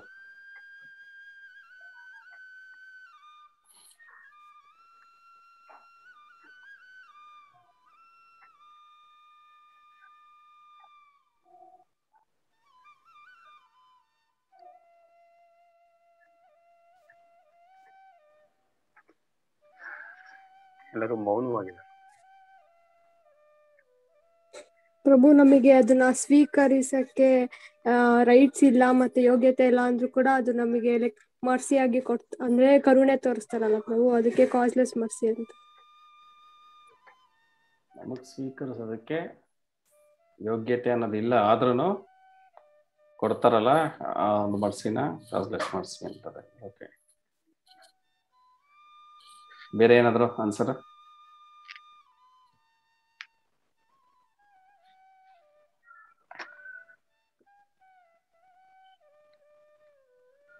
ಕಾಸ್ಲೆಸ್ ಮರ್ಸಿ ಪ್ರಭು, ನಮ್ಗೇನಂತು ಅಂದ್ರೆ ಅವ್ರಿಗೆ ಕಷ್ಟ ಆದ್ರೂ ಪರವಾಗಿಲ್ಲ, ಬೇರೆಯವ್ರ ಕೃಷ್ಣ ಹತ್ರ ಸೇರ್ಬೇಕು. ನಾನ್ ಅಂದ್ರೆ ಪ್ರಭು ಒಂದ್ ಸ್ಟೋರಿ ಹೇಳಿದ್ರಲ್ಲ, ಆ ಬೇಸಿಸ್ ಮೇಲೆ ಹೇಳ್ತಾ ಇದೀನಿ ಪ್ರಭು. ರಾಮಾನುಜಾಚಾರ್ಯರು ಅವರು ಹೆಲ್ಲಿಶ್ ಪ್ಲಾನೆಟ್ ಹೋದ್ರು ಪರವಾಗಿಲ್ಲ, ಬೇರೆ ಜಾಸ್ತಿ ಡಿವೋಟಿಸ್ ಕೃಷ್ಣ ಹತ್ರ ಹೋಗ್ತಾರೆ ಅಂದ್ರೆ ನಾನು ಹೆಲ್ಲಿಶ್ ಪ್ಲಾನೆಟ್ಗೆ ಹೋಗಕ್ಕೆ ರೆಡಿ ಇದೀನಿ ಅಂತ ಹೇಳಿ ಅವರು ಹೋಗಕ್ಕೆ ರೆಡಿ ಆಗ್ತಾರಲ್ಲ, ಲೈಕ್ ಸೆಲ್ಫಿಶ್ ಒಂದ್ ಮೋಡ್ ಇಲ್ದಿರ. ಸೊ ಅದು ಕಾಸ್ಲೆಸ್ ಮರ್ಸಿ, ಬೇರೆ ಡಿವೋಟಿಸ್ ಬೇರೆ ಒಂದು ಮನುಷ್ಯರ ಮೇಲೆ ತೋರ್ಸೋದು ಅಂತ ಅನ್ಸುತ್ತೆ. ಎಸ್, ಇದು ಆಕ್ಚುಲಿ ಕಾಸ್ಲೆಸ್ ಮರ್ಸಿ ಅನ್ನೋದನ್ನ ಇದು ಯಾರಿಗೆ ಇದನ್ನ ಅಪ್ಲೈ ಮಾಡ್ತಾ ಇರೋದಂದ್ರೆ, ಯಾರು ಭಗವಂತನ ಒಂದು ಪರಿಶುದ್ಧ ಭಕ್ತರಿರ್ತಾರೆ, ಸೊ ಅವ್ರು ಯಾವ ತರ ಇರ್ತಾರೆ ಅನ್ನೋದನ್ನ ಡಿಸ್ಕ್ರೈಬ್ ಮಾಡೋದಕ್ಕೋಸ್ಕರನೇ ಈ ಒಂದು ಕಾಸ್ಲೆಸ್ ಮರ್ಸಿ ಅನ್ನೋದನ್ನ ಇಲ್ಲಿ ಯೂಸ್ ಮಾಡಿರೋದು. ಸೊ ಕಾಸ್ಲೆಸ್ ಮರ್ಸಿ ಅಂದ್ರೆ ಅವರು ಯಾವುದೇ ಒಂದು ಜೀವಾತ್ಮದ ಮೇಲೆ ಒಂದು ಕರುಣೆ ತೋರಿಸೋದಕ್ಕೆ ಯಾವುದೇ ಆದಂತಹ ಒಂದು ಕಾರಣ ಅನ್ನೋದು ಇರಲ್ಲ, ಹೇತು ಅನ್ನೋದು ಇರಲ್ಲ. ಅಂದ್ರೆ ನಾನು ಇದನ್ನ ಮಾಡೋದ್ರಿಂದ ನನ್ಗೆ ಏನ್ ಬರುತ್ತೆ ಅನ್ನೋದನ್ನ ಅವರು ಯೋಚನೆನೂ ಸಹ ಮಾಡಲ್ಲ, ಅವ್ರಿಗೆ ಯಾವುದೇ ಒಂದು ಎಕ್ಸ್ಪೆಕ್ಟೇಷನ್ ಇರಲ್ಲ. ಅವ್ರೇನ್ ಮಾಡ್ತಾರೆ, ಜಸ್ಟ್ ತಮ್ಮ ಒಂದು ಕರುಣೆಯಿಂದ ಅವ್ರೇನ್ ಮಾಡ್ತಾರೆ, ಇದನ್ನೆಲ್ಲ ಕೊಡ್ತಾ ಹೋಗ್ತಾರೆ. ಯಾವುದನ್ನ ಅವರು ಎಕ್ಸ್ಪೆಕ್ಟ್ ಮಾಡಲ್ಲ. ಆದ್ರೂ ಯಾವ್ದನ ಒಂದು ನನ್ಗೆ ಏನಾದ್ರೂ ಒಂದು ಆಗ್ಲಿ ಅಂತ ಎಷ್ಟೊಂದು ಜನ ಮಾಡ್ತಾರಲ್ಲ, ಸೊ ಇದನ್ನ ಮಾಡಿದ್ರೆ ನನಗೆ ಅದು ಬರುತ್ತೆ ಅಂತಾನೆ ನಾವು ಯೂಶಲಿ ಈ ಒಂದು ಪ್ರಪಂಚದಲ್ಲಿ ನಾವು ಜೀವನನ ಮಾಡೋದು. ಪ್ರತಿಯೊಂದು ಇದ್ರಲ್ಲೂ ಅಷ್ಟೇನೆ ನಾವು ಕ್ಯಾಲ್ಕುಲೇಟಿವ್ ಆಗಿನೇ ಇದು ಮಾಡಿದ್ರೆ ಅದು ಬರಬೇಕು, ಇಲ್ಲ ಅಂದ್ರೆ ಅದು ಮನ್ ಕೈಲಿ ಮಾಡಕ್ ಆಗಲ್ಲ. ಸೊ ಇಂಥ ಒಂದು ಜನ್ಮಗಳು ನಾವು ಜೀವನ ಮಾಡ್ತಾ ಇರೋದು. ಆದ್ರೆ ಭಗವಂತನ ಪರಿಶುದ್ಧ ಭಕ್ತರು ಯಾವ ರೀತಿ ಇರ್ತಾರೆ ಅಂದ್ರೆ, ಅವರಿಗೆ ತೊಂದರೆ ಆದ್ರೂ ಸಹ ಅವ್ರು ಯೋಚನೆ ಮಾಡಿದ್ರೆ ಏನ್ ಮಾಡ್ತಾರೆ, ಬೇರೆಯವರಿಗೆ ಅವರು ಮರ್ಸಿನ ಕೊಡೋದಕ್ಕೆ ಹೋಗ್ತಾರೆ. ಸೊ ನಮ್ಮ ಈ ಒಂದು ಪರಿಶುದ್ಧ ಭಕ್ತರು ಯಾವ ರೀತಿ ಇರ್ತಾರೆ ಅಂದ್ರೆ, ಯಾವಾಗ ಒಂದು ಚೇಳು ನೀರಿನಲ್ಲಿ ಬಿದ್ದು ಒದ್ದಾಡ್ತಾ ಇರುತ್ತೆ, ಅದು ಪ್ರತಿಯೊಬ್ಬರಿಗೂ ಗೊತ್ತಿರುತ್ತೆ, ಅದ ಚೇಳನ್ನ ಮುಟ್ಟಿದ್ರೆ ಸಾಕು ಅದೇನಂತೆ ಕುಟ್ಕುತ್ತೆ ಅಂತ, ಅದು ಅತ್ಯಂತ ನೋವನ್ನ ಕೊಡುತ್ತೆ. ಆದ್ರೂ ಸಹ ಅವ್ರು ಏನ್ ಮಾಡ್ತಾರೆ, ನೀರಲ್ಲಿ ಬಿದ್ದು ಒದ್ದಾಡ್ತಾ ಇದೆಯಲ್ಲ ಅಂತ ಅವರು ನಮ್ಮ ಈ ಒಂದು ಪರಿಶುದ್ಧ ಭಕ್ತರು ಏನ್ ಮಾಡ್ತಾರೆ, ಅದನ್ನ ತೆಗೆದು ಹೊರಗಡೆಗೆ ಬಿಡ್ತಾರೆ. ಅದನ್ನ ಹಿಡ್ಕೋಬೇಕಾದ್ರೆ ಅದು ಕುಟ್ಕುತ್ತೆ, ಅದು ಅವ್ರಿಗೆ ಗೊತ್ತಿರುತ್ತೆ ಅದು ಕುಟ್ಕುತ್ತೆ ಅಂತ, ಆದ್ರೂ ಸಹ ಅದನ್ನ ತಗೊಂಡ್ಬಂದು ಅದನ್ನ ಹೊರಗಡೆ ಬಿಡ್ತಾರೆ. ಸೊ ಅದು ಕಾಸ್ಲೆಸ್ ಮರ್ಸಿ ಅಂತ. ಸೊ ಅದು ಆಕ್ಚುಲಿ ನಮ್ಮ ಭಗವಂತನ ಪರಿಶುದ್ಧ ಭಕ್ತರು ಈ ರೀತಿಯಾಗಿ ಇರ್ತಾರೆ. ಸೊ ಆದ್ರೆ ನಾವು ಎಷ್ಟೊಂದು ಜನ ಬೋಗಸ್ ಇವ್ರನ್ನೇ ನೋಡ್ತಾ ಇರ್ತೀವಿ, ಮಂತ್ರ ಹಾಕ್ಬಿಟ್ಟು ಕೊಡ್ತಾರೆ, ನಿಮ್ಗೆ ಏನಾದ್ರು ಒಂದು ಕೊಡ್ತಾರೆ, ಅದಕ್ಕೋಸ್ಕರ ಅವ್ರಿಗೆ ಏನಾದ್ರು ಒಂದು ದಕ್ಷಿಣೆನ ಕೊಡ್ಬೇಕು. ದಕ್ಷಿಣೆ ಇಲ್ಲ ಅಂದ್ರೆ ಏನು ಮಾಡೋದೇ ಇಲ್ಲ ಅಂತ ಒಂದು ಆಚಾರ್ಯರುಗಳೇ ಎಲ್ಲ ಕಡೆ ಆಗೋಗಿದ್ದಾರೆ. ಆದ್ರೆ ಆಚಾರ್ಯರು ಅಂದ್ರೆ ಏನು, ಈ ತರ ಭಗವಂತನ ಒಂದು ಪರಿಶುದ್ಧ ಭಕ್ತರು ಅವರು ಯಾವಾಗ್ಲೂ ಯಾವುದೇ ಒಂದು ಹೇತು ಇಲ್ಲದೆ ಅಹೈತುಕಿ ಭಕ್ತಿನ ಮಾಡುವಂಥವ್ರು, ಅಹೈತುಕಿ ಕಾರ್ಯಗಳನ್ನ ಅವರು ಮಾಡುವಂಥವ್ರು. ಸೊ ಅಂಥವರು ಭಗವಂತನ ಪರಿಶುದ್ಧ ಭಕ್ತರು. ಅವರ ಕೊಟ್ಟಂತ ಮರ್ಸಿಯಿಂದ ನಮಗೆ ಅಟ್ಲೀಸ್ಟ್ ಏನೋ ಒಂದು ಕಿಂಚಿತ್ತಾದ್ರೂ ಭಗವಂತನ ಬಗ್ಗೆ ತಿಳ್ಕೊಳ್ಳೋದಕ್ಕೆ ಒಂದು ಅವಕಾಶ ಸಿಕ್ಕಿದೆ. ಆಕ್ಚುಲಿ ನನಗೆ ಒಂದು ಪ್ರಶ್ನೆ ಇದೆ. ಸೊ ನಾವು ಕಾಸ್ಲೆಸ್ ಮರ್ಸಿ ಅಂತ ಹೇಳಿದ್ವು, ನಮ್ಗೆಲ್ಲರೂ ಸಿಕ್ಕಿದೆ ಅಂತ. ಸೊ ಕಾಸ್ಲೆಸ್ ಮರ್ಸಿ ಅಂದ್ರೆ ಎಲ್ಲರಿಗೂ ಸಿಗ್ಬೇಕಲ್ಲ. ಸೊ ನಾವೆಲ್ಲ ಯಾಕೆ, ನೀವೆಲ್ಲರಿಗೂ ಅಷ್ಟೇ ಸಿಕ್ತು, ಬಾಕಿದೆಲ್ಲರಿಗೂ ಯಾಕೆ ಕೊಟ್ಟಿಲ್ಲ? ಕಾಸ್ಲೆಸ್ ಮರ್ಸಿ ಅಂದ್ರೆ ಎಲ್ಲರಿಗೂ ಕೊಡ್ಬೇಕು. ಸೊ ಯಾಕೆ ಎಲ್ಲರಿಗೂ ಸಿಕ್ಕಿಲ್ಲ, ನಿಮ್ಗಷ್ಟೇ? We are the only what fortune, why fortune? Causeless mercy ಅಂದ್ರೆ ಎಲ್ಲರಿಗೂ ಕೊಡ್ಬೇಕಿತ್ತು. ಸೊ ಯಾಕೆ ಎಲ್ಲರಿಗೂ ಎಲ್ಲರಿಗೂ ಕೊಡ್ತಾ ಇಲ್ಲ. ಭಕ್ತರು ಅಂದ್ರೆ ಎಲ್ಲರಿಗೂ ಕೊಡ್ಬೇಕಲ್ಲ, ಎಲ್ಲರೂ ಭಕ್ತರು ಮಾಡಬೇಕು ಅವರು. ಸೊ ಯಾಕೆ ನಮ್ಮಂತ ಜನರಿಗೆ ಹುಡುಕಿ ಹುಡುಕಿ ಕೊಟ್ಟಿದ್ದಾರೆ? ಅದಕ್ಕೆ ಏನಾದ್ರು ಉತ್ತರ ಕೊಡ್ತೀರಾ? ಪ್ರಭು ಎಲ್ಲಾರ್ಗು ಕೊಟ್ಟಿರ್ತಾರೆ, ಬಟ್ ಕೆಲವ್ರು ಯೂಸ್ ಮಾಡ್ಕೊಂತಾರೆ ಅದನ್ನ, ಕೆಲವ್ರು ಯೂಸ್ ಮಾಡ್ಕೊಳಲ್ಲ. ಇಗ್ನೋರೆನ್ಸ್ ಇರುತ್ತಲ್ವಾ ಪ್ರಭು, ಅದಕ್ಕೆ ನಾವು ಅದನ್ನ ಅಂದ್ರೆ ಅದನ್ನ ಸೀರಿಯಸ್ ಆಗಿ ಅದ್ ಮರ್ಸಿ ಅಂತ ತಗೊಳಲ್ಲ. ಏನೋ ಫ್ರೀ ಆಗಿ ಕೊಟ್ರೆ ಅದಕ್ಕೆ ವ್ಯಾಲ್ಯೂ ಗೊತ್ತಿರಲ್ಲ ಅಲ್ವಾ ಪ್ರಭು, ಅದಕ್ಕೆ. ಸೊ ಕರೆಕ್ಟ್ ಇದೆ. ಸೊ ಭಗವಂತನ ಭಕ್ತರು ಮತ್ತು ಭಗವಂತನು ಮರ್ಸಿ ಅಂದ್ರೆ ಏನು? ಮಳೆ ತರ. ನಿಮ್ಗೆಲ್ಲರಿಗೂ ಗೊತ್ತು ಮರ್ಸಿ ಅಂದ್ರೆ ಏನು? ಭಗವಂತ ಮಳೆ ಎಲ್ಲಾ ಕಡೆ ಬೀಳಿಸ್ತಾರೆ. ಸ್ವಲ್ಪ ಎಲ್ಲಾ ಜನರಿಗೆ ಏನು, ಮಳೆ ಬೀಳ್ತಾ ಇದೆ, ಮಳೆ ನೀರ್ ಯಾವಾಗ ಬೀಳಕ್ ಸಾಧ್ಯ? ಮಳೆ ನೀರಿನಲ್ಲಿ ನಾವು ಹೋದ್ರೆ ತಾನೆ. ನಾವೇನ್ ಮಾಡ್ತೀವಿ? ಮಳೆ ನೀರೇ ಬೇಡ ಪ್ರಭು, ಅಂಬ್ರೆಲಾ ತಗೊಂಡು ಹೋಗ್ತೀವಿ. ನಾನು ಅಂಬ್ರೆಲಾ ತಗೊಂಡು ಹೋಗ್ತೀನಿ. ಮಳೆ ಎಷ್ಟು ಮಳೆ ದಬಾ ದಬಾ ಮಳೆ ಬಿದ್ರೂ ನಿಮ್ ಮೇಲೆ ಒಂದು ಚೂರುನು ಮಳೆ ಬೀಳೋದಿಲ್ಲ. ಯಾಕೆ? ನೀವು ತಲೆ ಮೇಲೆ ಏನ್ ಇಟ್ಕೊಂಡಿದೀರಾ? ಅಂಬ್ರೆಲಾ ಇಟ್ಕೊಂಡಿದ್ದೀರಾ. ಸೊ ಅದೇ ತರ ಭಗವಂತ ಮತ್ತು ಭಕ್ತರದು ಮರ್ಸಿ ಎಲ್ಲಾರ್ಗು ಕೊಡ್ತಾ ಇರ್ತಾರೋ. ಬದ್ರೆ ನಾವೇನ್ ಮಾಡ್ತೀವಿ? ನಾವೆಲ್ಲ ಅಂಬ್ರೆಲಾ ಇಟ್ಕೋತೀವಿ. ಯಾವಾಗ ಮರ್ಸಿ ಕೊಡ್ತಾ ಇರ್ತಾರೋ, ಬೇಡ ಪ್ರಭುಜಿ ಇವೆಲ್ಲ ಉಪದೇಶಗಳು ನಿಮ್ನೆಲ್ಲ ಬೇಡ, ನಮ್ ಕಡೆ ನೀರ್ ಜಾಸ್ತಿ ಬೀಳ್ತಾ ಇದೆ, ನನ್ಗೆ ಒದ್ದೆ ಆಗೋದು ಇಚ್ಛೆ ಇಲ್ಲ, ನಾನು ಹಂಗೆ ಇರ್ತೀನಿ ಅಂತ. ಸೊ ಅದೇ ತರ. ಸೊ ಈ ಜಗತ್ನಲ್ಲಿ ಇರುವಂತಹ ಜನರಿಗೆ ಅಂಥ ಜನರಿಗೆ ಯಾಕೆ ಸಿಕ್ಕಿಲ್ಲ ಅಂದ್ರೆ, reason is that only because they are ignorantly ignoring this all. ignorantly ignoring this all. Word simple ಆಗಿದೆ, ಆದ್ರೆ ಕಾಂಪ್ಲಿಕೇಟೆಡ್ ಆಗಿದೆ. ignorant ಅಂದ್ರೆ ಅಜ್ಞಾನಲ್ಲಿ ಬಿದ್ದು, ಇಗ್ನೋರ್ ಅಂದ್ರೆ ನೆಗ್ಲೆಕ್ಟ್ ಮಾಡ್ತಾ ಇದ್ದಾರೆ. ಅಜ್ಞಾನಲ್ಲಿ ಬಿದ್ದು ನೆಗ್ಲೆಕ್ಟ್ ಮಾಡುವಂತಹ ವಿಷಯ ತಗೊಂಡು ಅವರು ಅದನ್ನು ತಗೊಳ್ಳೋದಿಲ್ಲ. ಹೆಂಗೆ ಯಾರಾದ್ರೂ ನಿಮ್ಗೆ ಅಮೃತ ಕೊಡಕ್ ಬಂದ್ರೆ, ಅಮೃತ ತಗೊಂಡು ಕುಡ್ರಿ ಅಂದ್ರೆ, ಸೊ ನನಗೆ ಬೇಡಪ್ಪ ಈ ಅಮೃತನ, ಯಾರಾದ್ರೂ ಫ್ರೀಯಾಗಿ ಕೊಡ್ತಾರ ಅಮೃತ?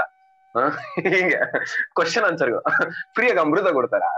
ಮತ್ತು ನಿನ್ ಮೇಲೆ ಡೌಟ್ ಅನ್ಸುತ್ತೆ, ಇದ್ರಲ್ಲಿ ಏನಾದ್ರು ವಿಷ ಹಾಕಿದ್ ಕೊಟ್ಟಿರ್ಬೇಕು ನೀನು, ನೀನ್ ಯಾಕೆ ಕೊಡ್ತೀಯ ಅಂದ್ರೆ, ನೀನ್ ಕೊಡೋದಕ್ಕೆ ನನ್ಗೆ ನೀನು ಗೊತ್ತೇ ಇಲ್ಲ, ನೀನ್ ಯಾಕೆ ಕೊಡ್ತಾ ಇದೀಯ ನನ್ಗೆ? ಯಾರಾದ್ರೂ ನೀನು ಏನಾದ್ರೂ ನನ್ಗೆ ಡೌಟ್ ಅನಿಸ್ತಾ ಇದೆ ಹಂಗೆ.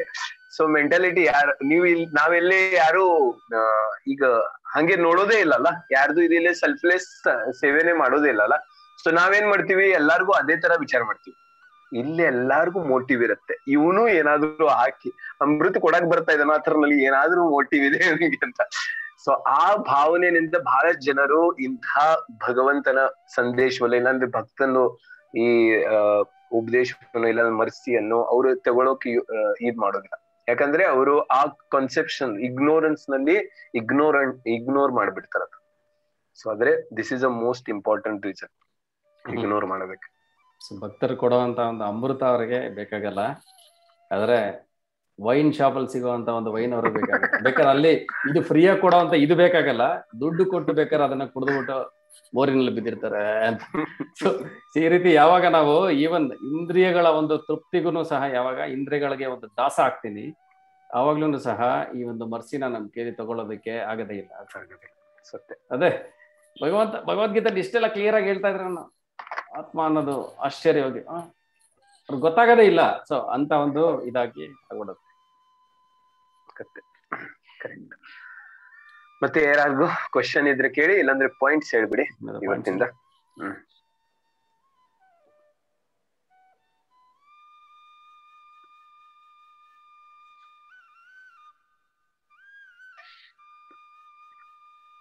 ಯಾರು ಹೇಳ್ತೀರಾ ಪಾಯಿಂಟ್ಸ್?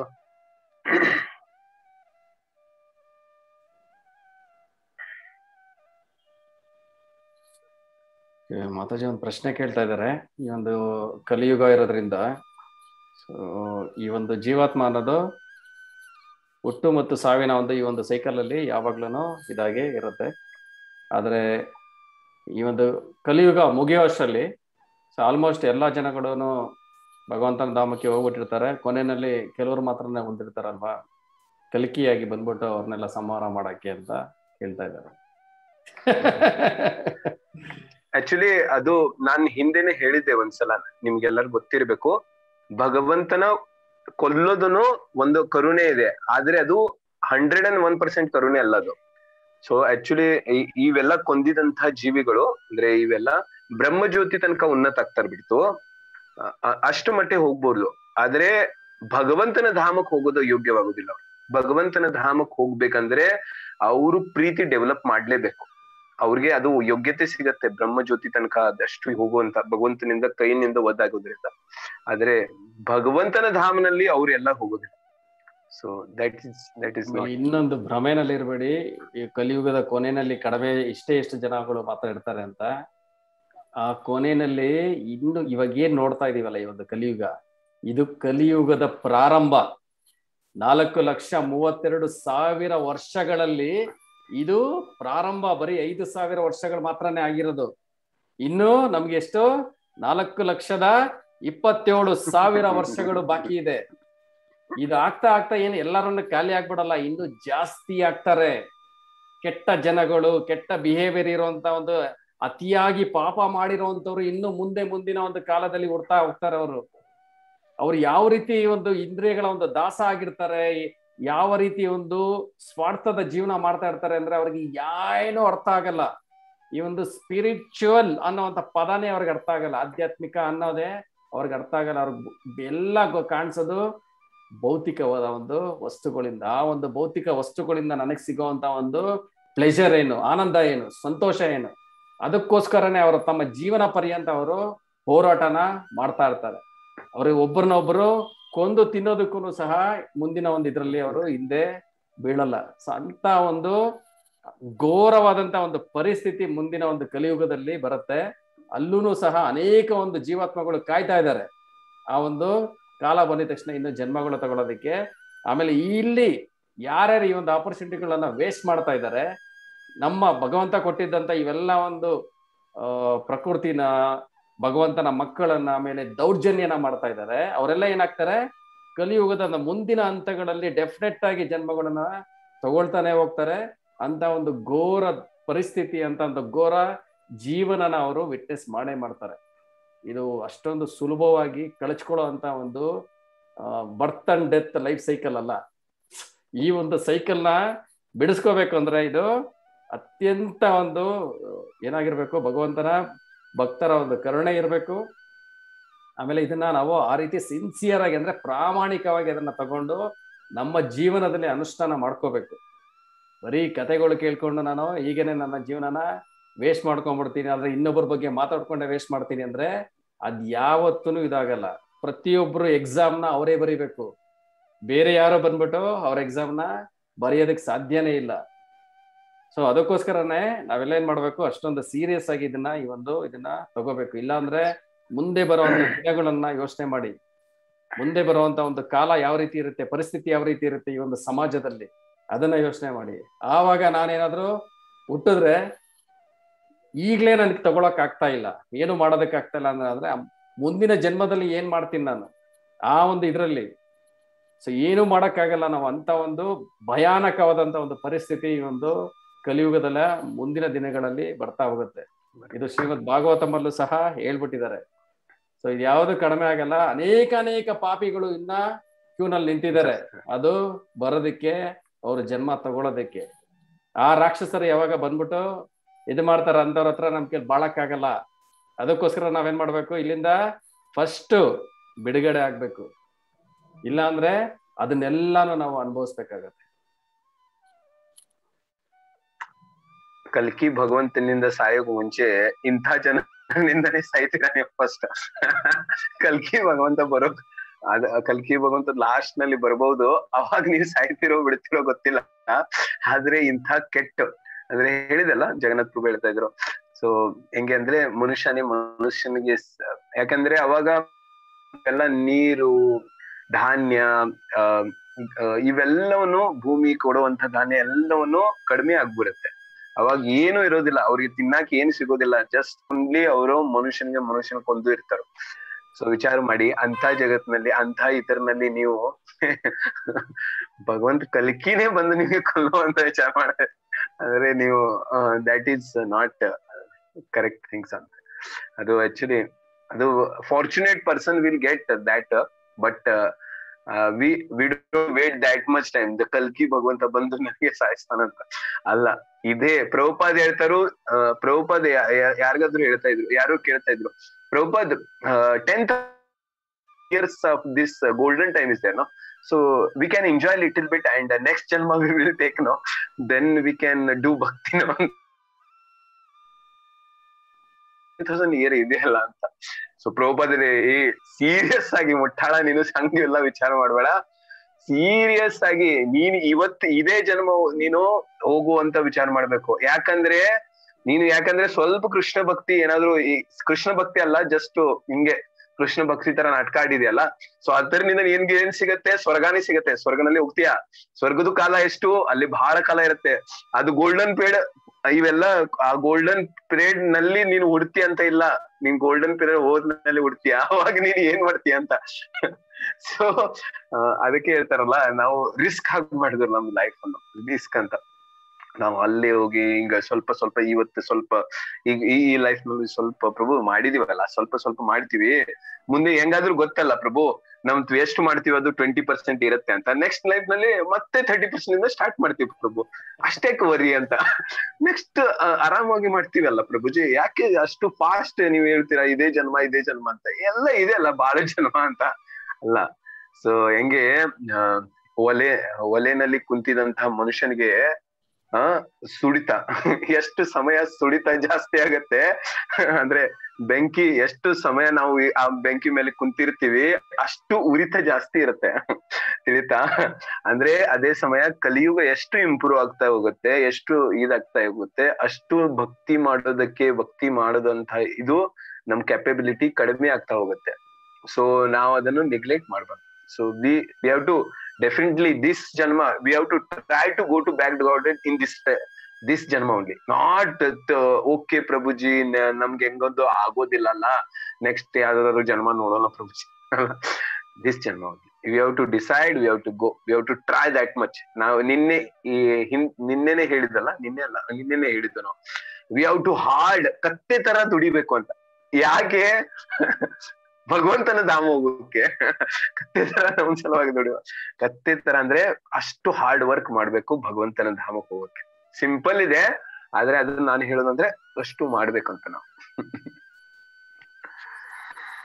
ಓಕೆ, ಯಾರಾದ್ರೂ ಪಾಯಿಂಟ್ ಹೇಳ್ತೀರಾ? ಪಾಯಿಂಟ್ ಹೇಳ್ಬಿಡಿ, ನಾವು ಕ್ಲಾಸ್ ಏನ್ ಮಾಡೋಣ ನಾವು.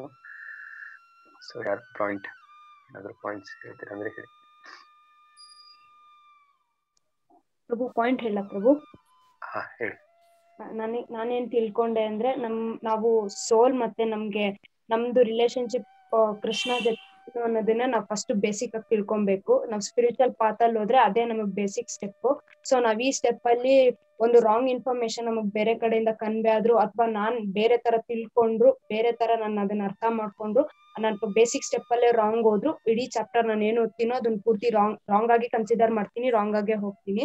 ಸೊ ಫಸ್ಟ್ ನಾನು ಅದನ್ನ ಫಸ್ಟ್ ಸರಿ ಮಾಡ್ಕೋಬೇಕು. ನಾವು ಬೇರೆ ಥಿಯರೀಸ್ ನ ಅಕ್ಸೆಪ್ಟ್ ಮಾಡೋದಾಗ್ಲಿ ಕೇಳೋದಾಗ್ಲಿ ಬಿಟ್ಟು, ನಮ್ಗೆ ಸುಪ್ರೀಂ ಅಥಾರಿಟಿಯಿಂದ ನಮಗೆ ಬಂದಿರೋದು ಭಗವದ್ಗೀತಾ, ಈ ಸುಪ್ರೀಂ ಪರ್ಸನಾಲಿಟಿ ಆಫ್ ಗಾಡ್ ಅಂತ ಅಕ್ಸೆಪ್ಟ್ ಮಾಡ್ತೀವಿ ಅಂದ್ರೆ, ಅವ್ರು ಹೇಳಿರೋದು supreme Bhagavad Gita supreme authority. So ಅವ್ರು ಏನ್ ಹೇಳ್ತಾರೋ ಅದನ್ನ ಫಾಲೋ ಮಾಡ್ಕೊಂಡು ಹೋದ್ರೆ ನನ್ಗೆ ಈಸಿ ಆಗುತ್ತೆ, ಕಾಂಪ್ಲಿಕೇಟ್ ಮಾಡ್ಕೊಳಲ್ಲ.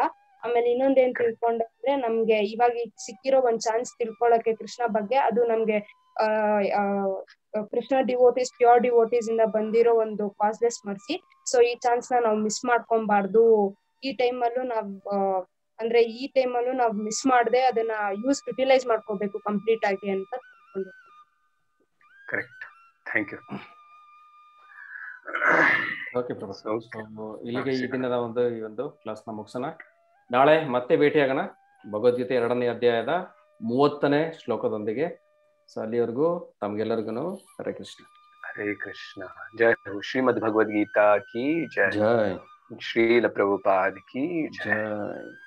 ನಿತ್ಯತಾಯ ಗೌರ ಪ್ರೇಮಾನಂದೇ. ಹರಿ ಹರಿ.